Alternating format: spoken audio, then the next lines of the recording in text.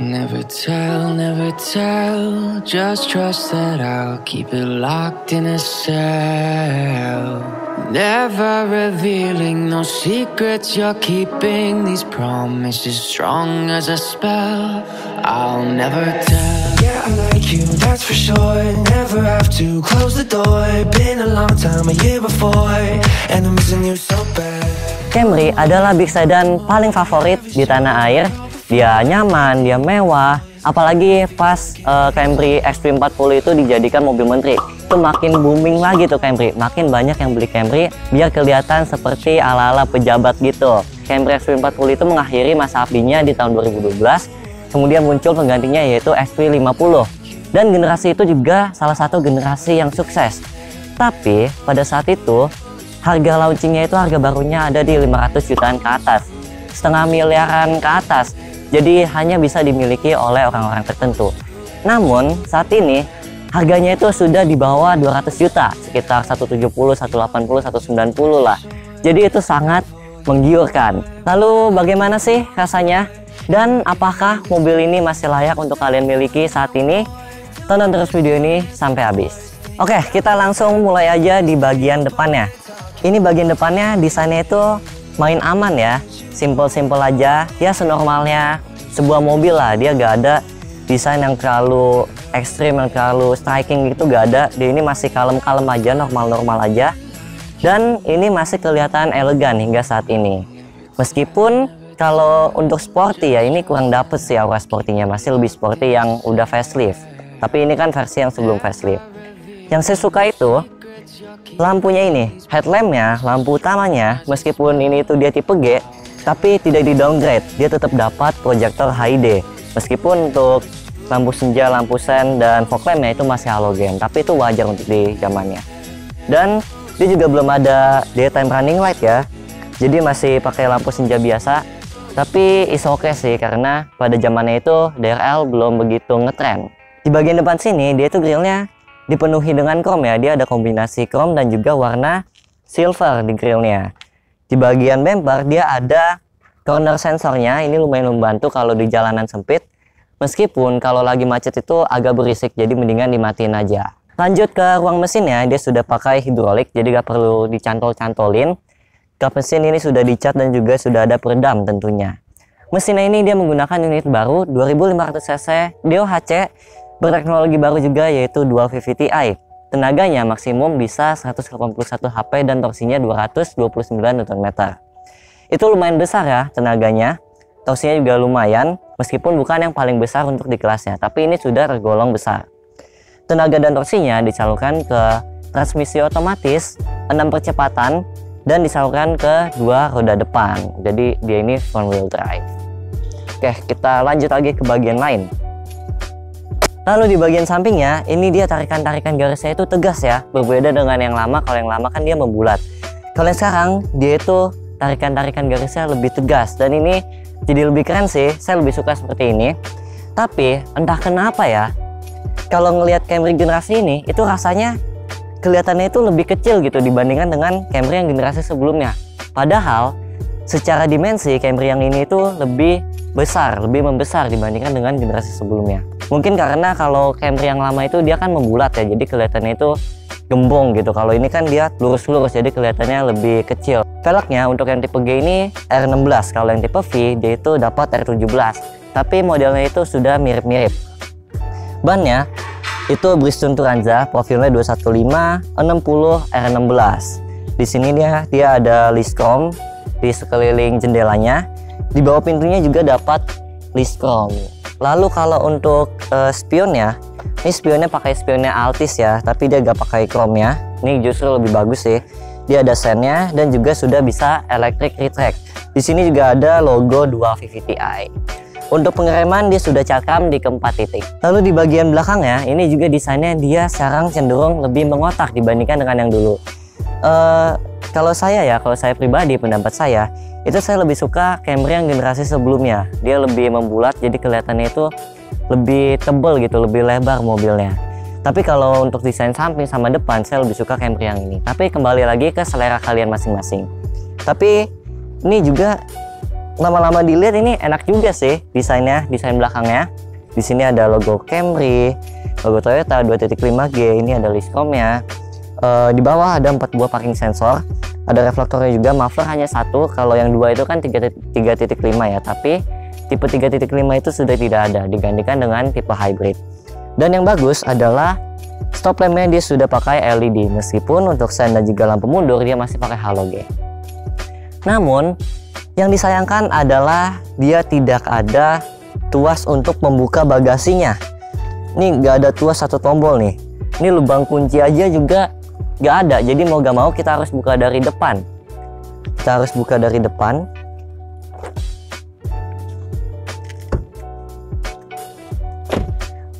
Baru kita buka deh. Padahal seharusnya mobil harga segini tuh sudah dikasih ya. Soalnya itu kan juga kayaknya agak seberapa costnya. Tapi kita mendapatkan bagasi yang luas ketika dibuka. Ini bisa nyulik orang juga muat ini di sini. Ini besar banget. Tapi sayangnya lagi itu dia gak bisa dilipat baris keduanya. Bangkunya itu gak bisa dilipat. Jadi hanya seperti ini aja. Tapi kalau bawa barang yang panjang itu agak menyulitkan sih. Tapi ya is oke lah. Ini kita sudah dapat kapasitas bagasi yang sudah besar. Di sini juga ada lampu kabin kecil di bagasinya. Masih halogen lampu kabinnya. Oke, sebelum masuk ke dalam interiornya, kita cek dulu pajaknya. Ini atas nama PT, jadi gak ada progresif ya. Pajaknya ini 5,473 ya, buletin lah ke 5,5 juta. Ya oke lah ya, kalian bayar pajak segitu dapat mobil sedan besar, mewah dan juga nyaman. Tampilannya juga masih oke. Oke, kita lanjut ke bagian dalam. Oke, masuk ke interiornya.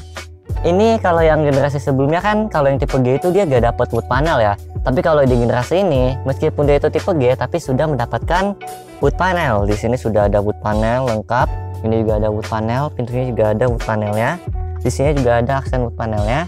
Bedanya kalau yang tipe V itu, dia setirnya itu ada wood panel. Sedangkan ini tipe G, dia gak dapat wood panel, tapi dia tetap dibungkus dengan kulit.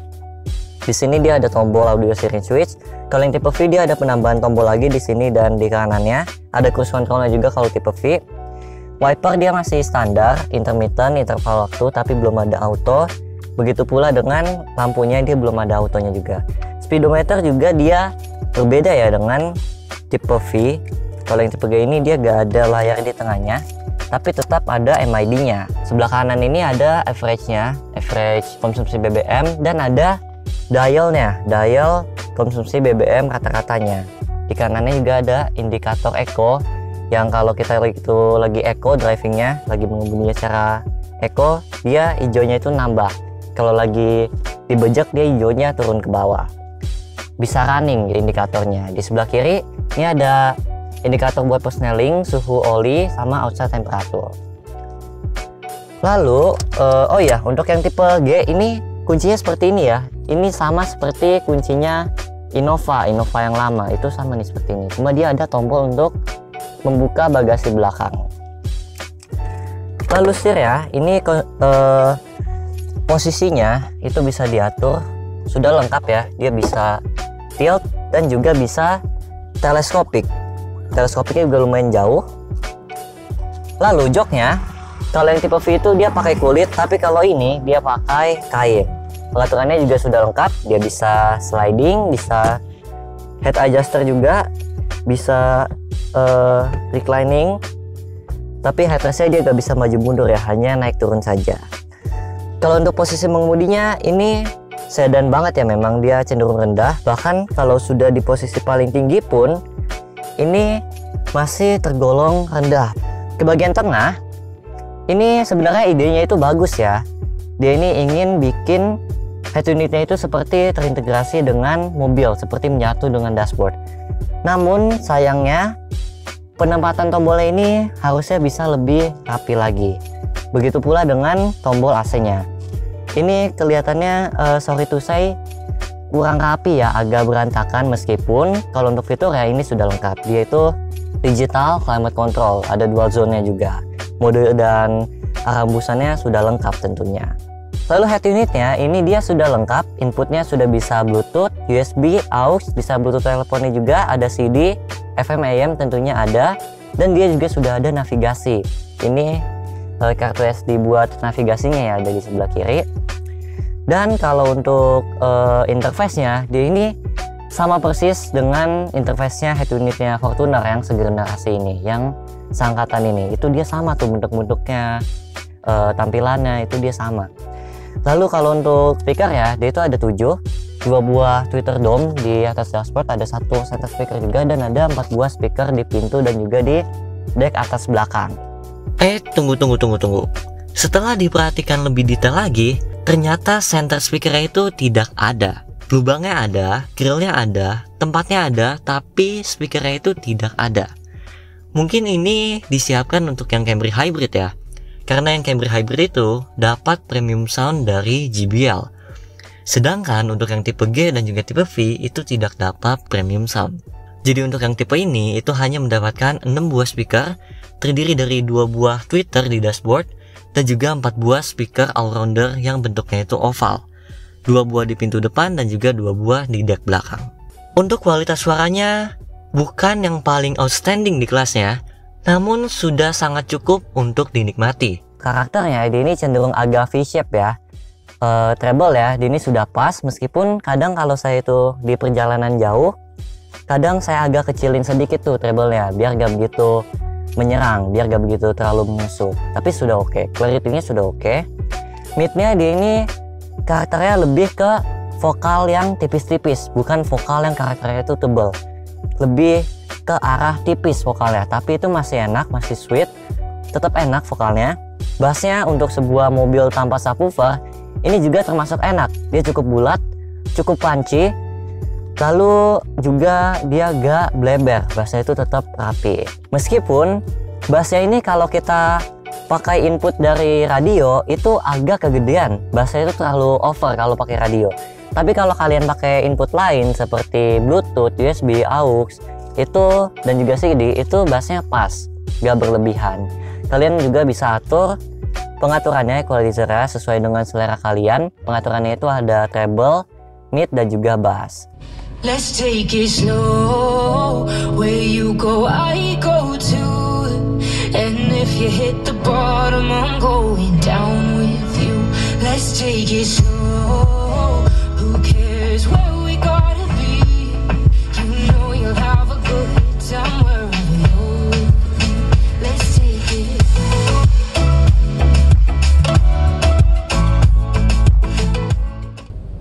Let's take it slow. Where you go, I go too. And if you hit the bottom, I'm going down with you. Let's take it slow. Who cares where we gotta be? You know you'll have a good time wherever you're with me. Let's take it.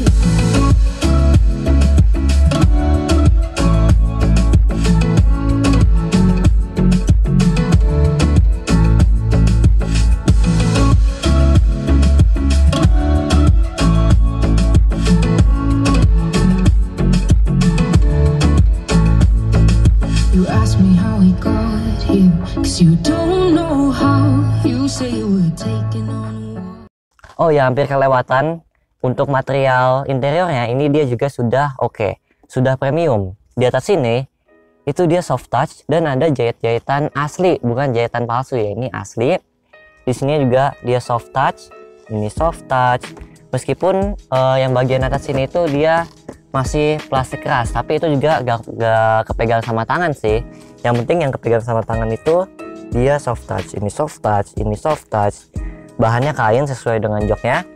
Atasnya sini juga soft touch, tapi kalau bawah-bawah sini itu sudah hard plastik. Tapi it's okay karena yang kita pegang itu rata-rata soft touch. Di sini armrestnya juga sudah soft touch. Ini dia kulit ya. Lalu dia juga bisa dimajuin, jadi bisa lebih nyaman untuk perjalanan jauh. Lalu kalau untuk kepraktisannya, ini dia juga termasuk praktis. Cup holder ada 2 di tengah, door trimnya ada cup holdernya. Ini juga kantong door trimnya juga lumayan besar. Ini ada tempat penyimpanan kecil, ini ada lighter sekaligus bisa jadi power outlet. Di sini juga ada tempat penyimpanan kecil dan ini bagus nih. Dia dilapisi oleh kain bludru di sininya. Jadi kalau taruh koin itu gak kerenceng-kerenceng. Di sini juga ada tempat penyimpanan kecil dan juga ada power outlet 12 volt di sini. Center console boxnya juga luas banget dan dilapis oleh kain flanel juga di dasarnya. Lalu untuk glove boxnya ini juga besar, ini sangat luas glove boxnya, dan ini harusnya soft opening ya. Itu ada shocknya di sono tapi lepas shocknya dari pegangannya, jadi ini lagi gak ada soft openingnya, tapi aslinya dia itu soft opening. Ini nanti perlu dibenerin nih. Lalu di sebelah kanan ya, ini juga ada tombol shortcut untuk DVD dan juga navigasi. Di sebelah kanannya lagi ada tombol untuk menyalakan dan juga mematikan corner sensor. Di bagian door trim sini pionnya sudah elektrik, sudah bisa lipat secara elektrik juga. Ada power window yang autonya itu hanya di sisi pengemudi saja. Ini juga ada aksen silvernya ya di sini. Begitu juga dengan di kisi-kisi AC-nya juga ada aksen silvernya. Lalu di bagian tengah ini juga ada jam digital, meskipun kelihatan ini agak jadul ya. Casingnya gede kayak gini tapi jamnya kecil dia di tengah. Lalu di atas ini juga ada spion day and night view tapi masih manual, masih model cepol, belum auto dimming. Oh ya, ini pilar-pilarnya juga dilapis sama bludru ya. Kalau mobil biasa kan dia plastik ya. Ini dia mengikuti seperti mobil premium nih. Dia pilar-pilarnya itu dilapis oleh kain bludru, sejenis bludru. Di atas ini juga ada sun visor, ini juga lembut sun visor ya. Kainnya lembut banget. Dan juga ada vanity mirror lengkap dengan lampunya. Ada cerminnya. Lalu di tengah sini dia ada tempat kacamata, buat menaruh kacamata, sudah dilapis kain juga. Dan ini ada lampu kabin, ini pencet untuk menyalakan semua lampu. Kalau ini itu buat individual, di sini untuk mengikuti pintu, kalau pintu kebuka nanti nyala di sini. Dan ini juga ada ambient light di sini, jadi ini nembak ke bawah sini. Ini lumayan oke nih, lumayan berguna buat di malam hari, jadi kita masih bisa ngeliat sedikit di bagian tengahnya sini. Tapi ini kalau yang di belakang bisa dimatiin juga, ada tombolnya di belakang. Ini sekaligus kita pindah ke belakang buat ngebahas baris keduanya. Sebelum dilanjutkan videonya, saya ingin mengingatkan dulu nih, jangan lupa untuk subscribe channel ini ya, karena setiap gerakan dari ujung jari kalian dalam mengklik tombol subscribe di channel ini dapat memberikan dukungan emosional yang sangat luar biasa bagi kami, sehingga kami dapat terus semangat dalam menyajikan konten-konten yang berkualitas untuk kalian semua. Jadi mari kita bersama-sama membangun channel ini agar menjadi lebih baik, dan semoga channel ini dapat menjadi referensi bagi kalian dalam mencari informasi mengenai dunia otomotif. Oke, sekian pesan-pesannya, mari kita lanjut lagi ke videonya. Oke, ini dia baris kedua dari Toyota Camry 2013. Bisa dilihat ini luas sekali ruangannya, legroomnya luas, headroomnya juga masih sangat luas. Oh ya, ini di depan ini posisi mengemudi saya ya, saya tingginya 169 cm. Dan ini juga legroomnya masih luas. Joknya ini harusnya fabric, tapi ini dibungkus, belum dicopot. Yang depan udah dicopot, tapi yang belakang belum saya copot karena susah. Kalau yang bawah ini gampang sih, tinggal dicongkel terus bisa dicopotin talinya. Tapi senderannya ini itu susah dicopotinnya, soalnya kan dia gak bisa ditenggorupin ya. Jadi ya udahlah, diamin seperti ini dulu aja. Nanti kalau misalnya udah berhasil dibuka, videonya akan saya tampilkan di layar kalian. Ini joknya ada 3 buah headrest, 2 buah kanan kiri ini adjustable, tapi yang tengah ini dia fix ya headrestnya. Lalu dia juga ada armrestnya lengkap dengan 2 buah cup holder. Di door trimnya juga ada 3 cup holder, di situ juga ada 3. Jadi total di belakang sini ada 8 cup holder. Ini kantong joknya juga lengkap nih kanan kiri. Di tengah sini ada ventilasi AC yang bisa dibuka tutup, tapi dia masih mengikuti seperti yang depan. Lalu di atas sini dia ada lampu kabinnya. Kalau yang tengah sini, tombol tengah ini untuk menyalakan dan mematikan ambient light. Ini dia ada ambient light di sini, sama seperti depan, tapi bedanya kalau yang di belakang ini dia bisa dimati dan bisa dinyalakan secara manual. Ada tombolnya di sini. Oke, sepertinya itu aja. Kita lanjut bahas yang lain.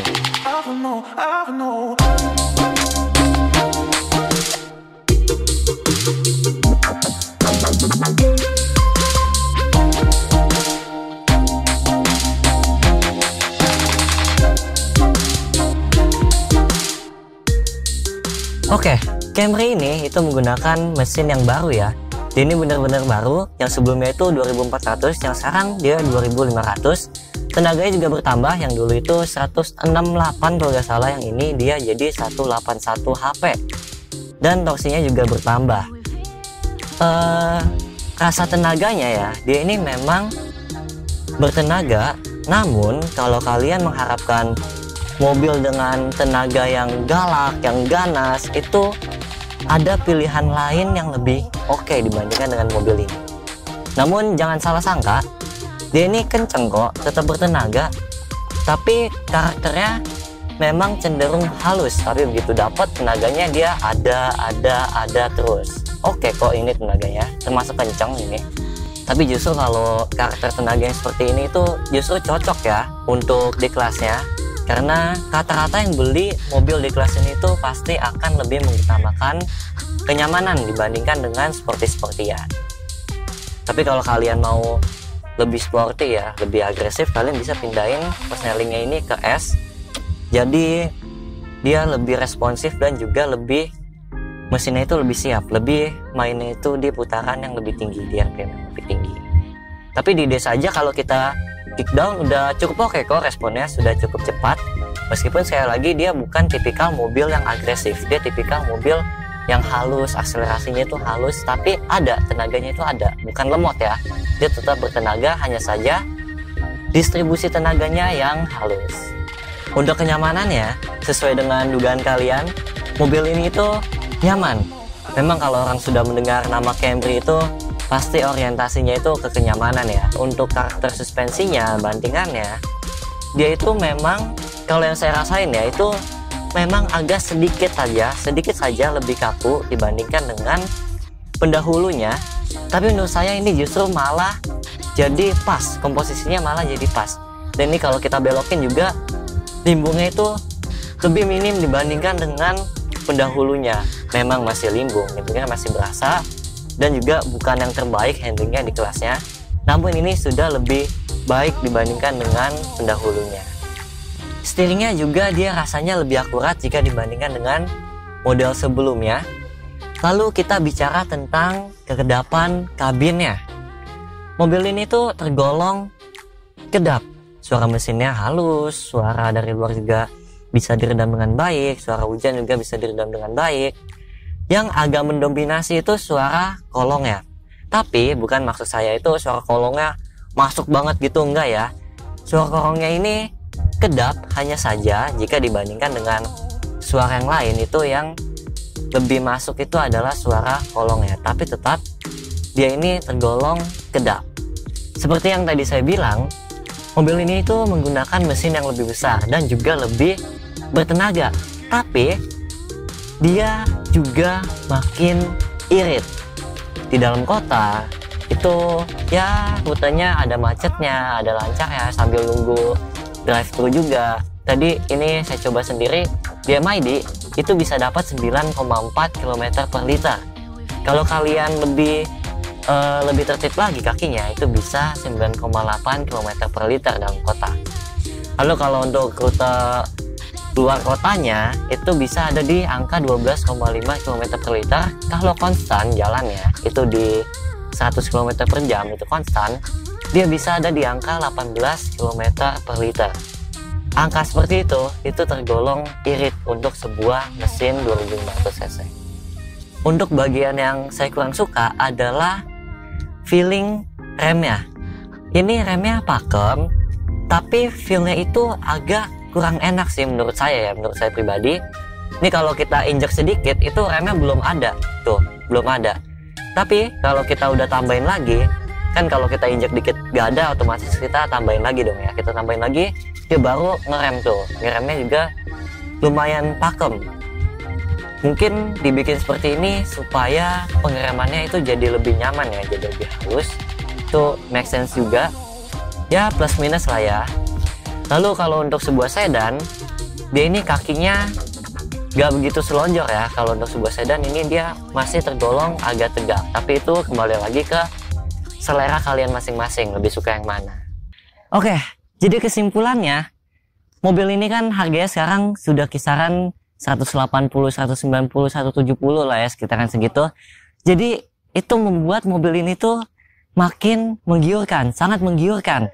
Kalian dengan budget segitu, kalian bisa dapat sebuah sedan besar yang mewah dan juga nyaman dan bertenaga.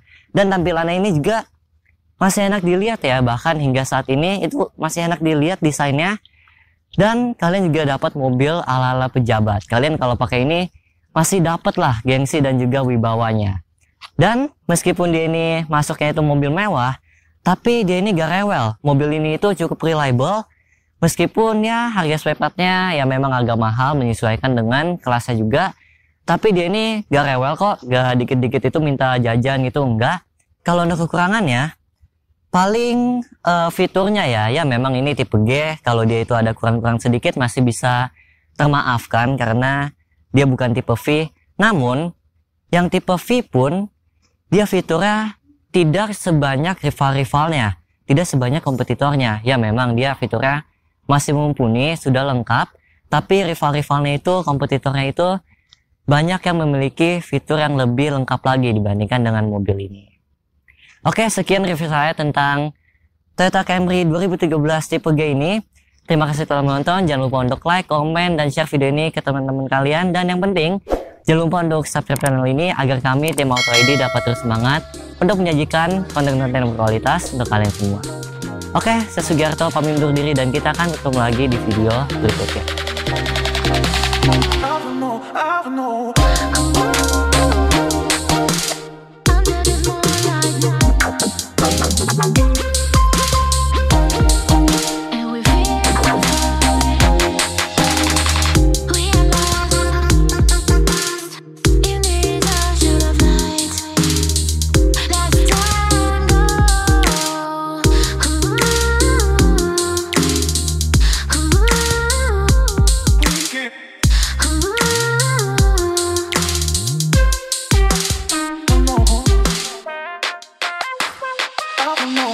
I don't know.